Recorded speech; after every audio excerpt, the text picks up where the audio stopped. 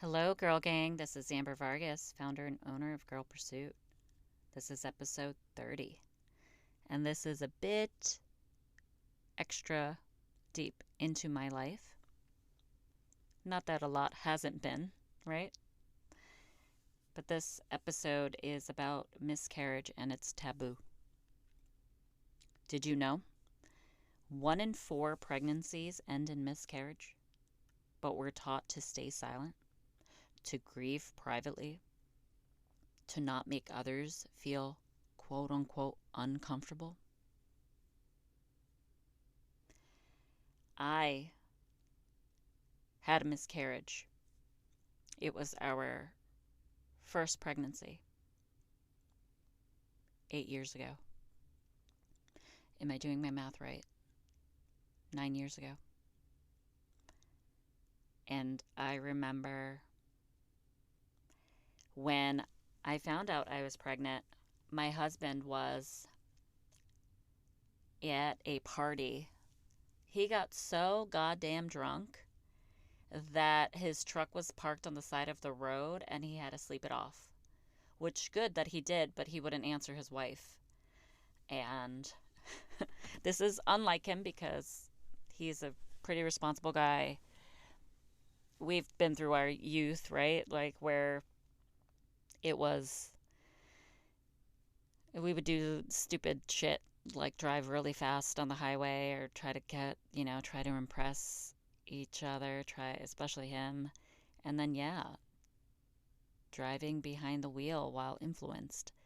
Um, Drinking, that was not safe. Not safe at all. I don't recommend it. I don't stand by it. Not at all. Get a cab, get an Uber, do all the things you need to do to sober up before you get behind the wheel. My God, of course, like life has like slapped me in the face after having children is, yeah, you can't, you must, safety first. But I remember we had just moved into our big home in New Hampshire after moving out of the other home that we had, but that was a two-family house that we ended up renting out. And I remember, I don't know if we were necessarily trying, but I do remember taking out my Mirena, which is the type of birth control I had in.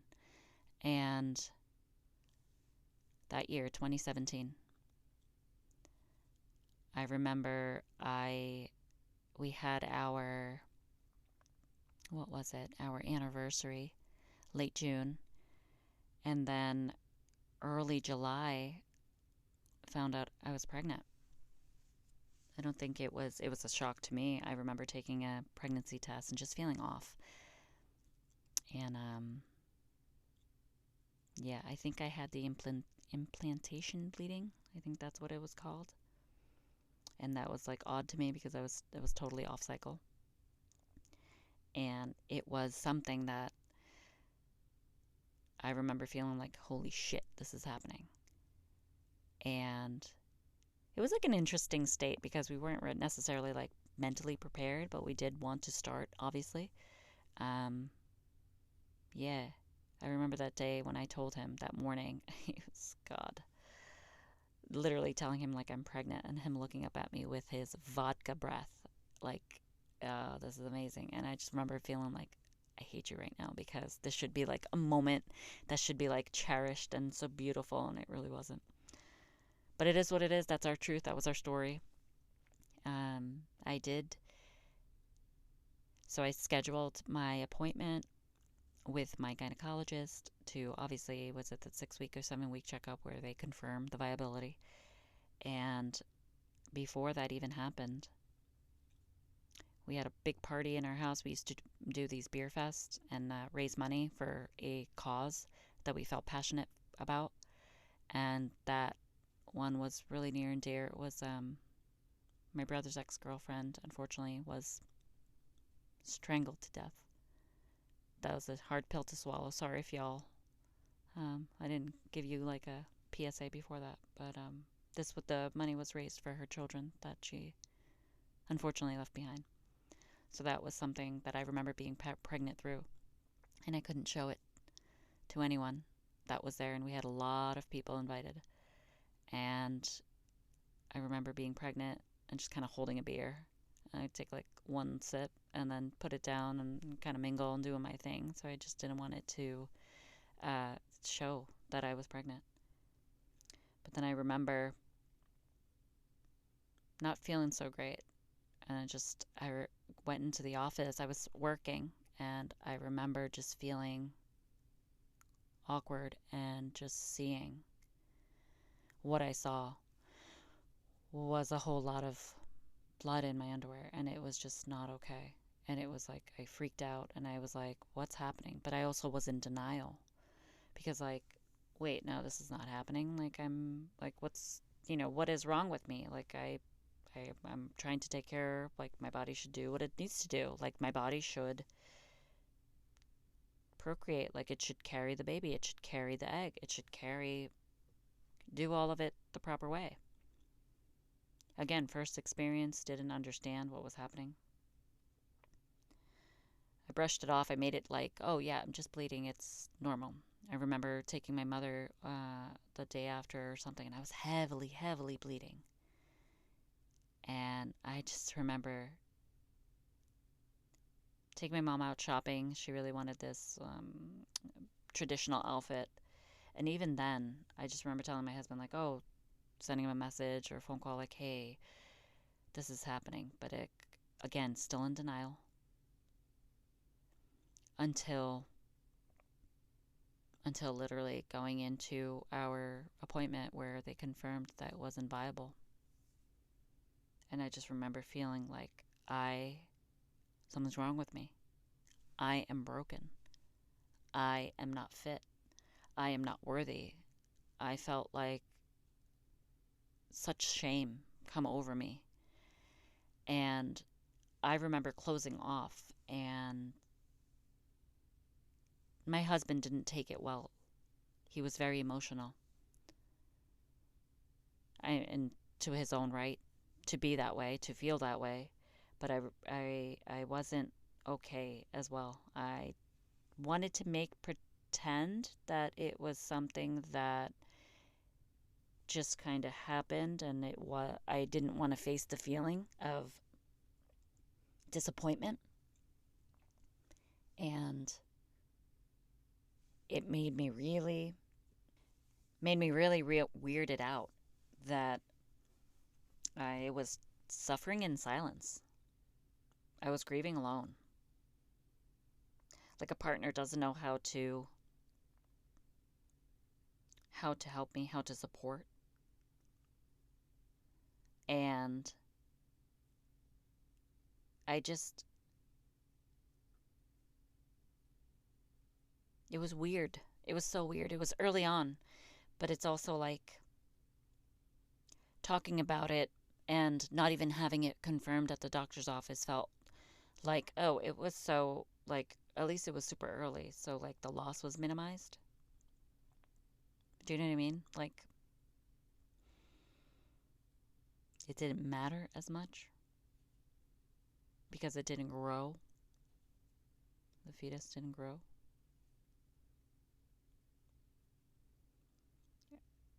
I know there's so many women out there that feel like me, have felt like me, and I just don't understand how the math just doesn't add up. Like, why are we hiding? Why is this such a taboo? Why is it brushed under the rug? I remember his parents visiting us a couple of months after, and I remember like kind of forcing my husband to be like, tell your mother. I want people to know. It was almost like, I want you to see me. I want you to see me and how I am and how I'm feeling. And I want to make this normal. I want to normalize this. I remember telling my mother, and she was like, oh, try to get pregnant right away, so you don't feel so sad. And I get her intention. I got it. I understood the intention of it.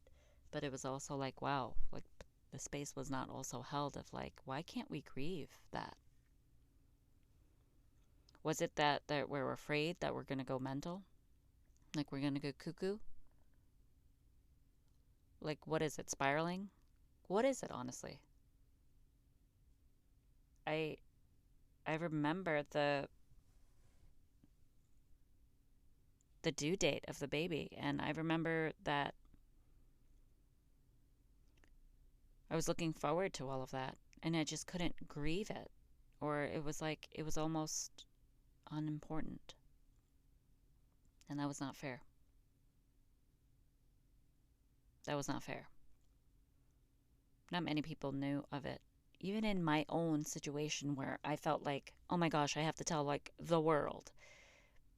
But a lot of people didn't know. Close family knew. Now all of y'all know. But I remember telling family members, and it was just like, they really didn't know what to say either. Like, how do you cope with someone? Like, there's, things of like, if somebody didn't want to talk about it or didn't want to name it or didn't want to like present it, like, then to each his own. But I did. And I felt like I wasn't received the way I wanted to be received. And that's okay in itself, too, because I can't obviously hold other people, like how they feel and how they should act. I can't force anyone. But I want to, that the reason why I'm making this episode is to make awareness of talking about it. Talk about it. Talk through it.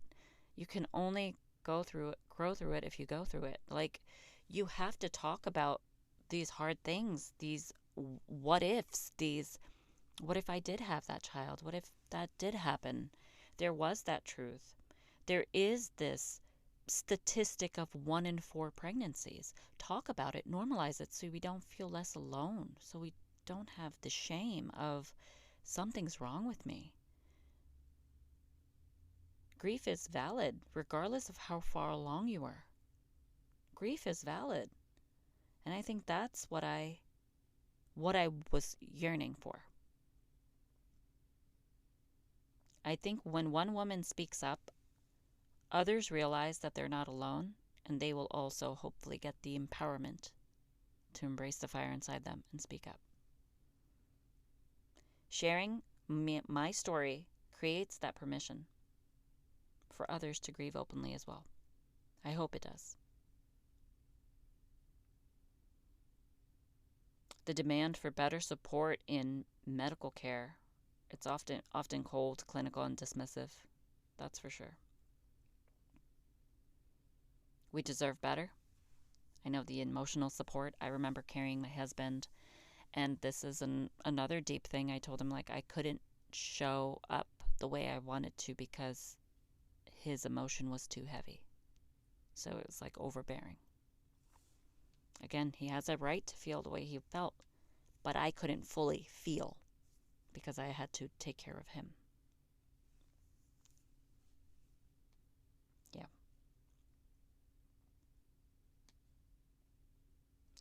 I believe you need to let yourself grieve.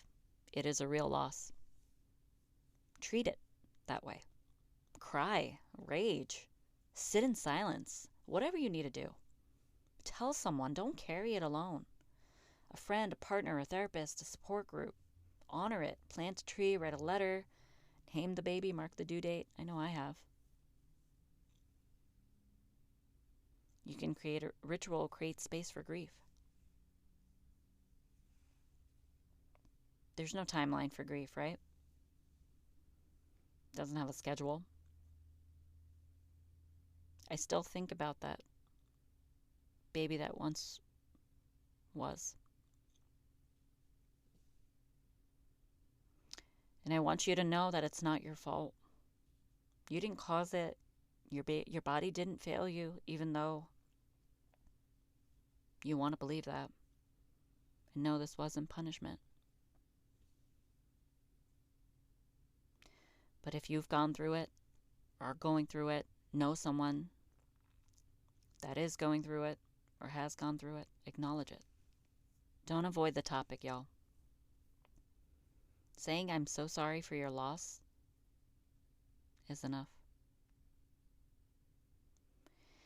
the, the minimizing of it, the don't, like, at least you'll get pregnant again, or at least you're young, or at least it was early on. Like, cut that shit out.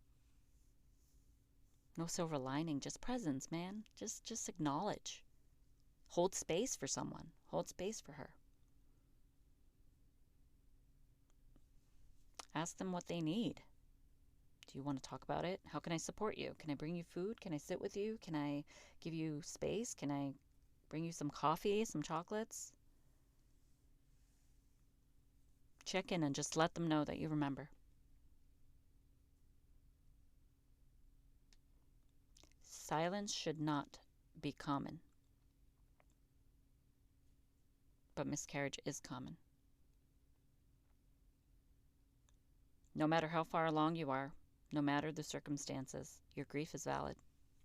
My grief was valid. My grief is valid. And you are not alone. Thousands of women carry this grief. You don't have to carry it silently. If you've ever experienced miscarriage, I'm so sorry. Your baby mattered. Your grief matters. And you don't have to carry this alone. If you're supporting someone through this, show up. Don't avoid them. Don't minimize it. Just be there. We break the taboo by speaking. So let's speak. And with that, y'all, I bid you farewell. Till next time, this is Amber Vargas, founder of Girl Pursuit.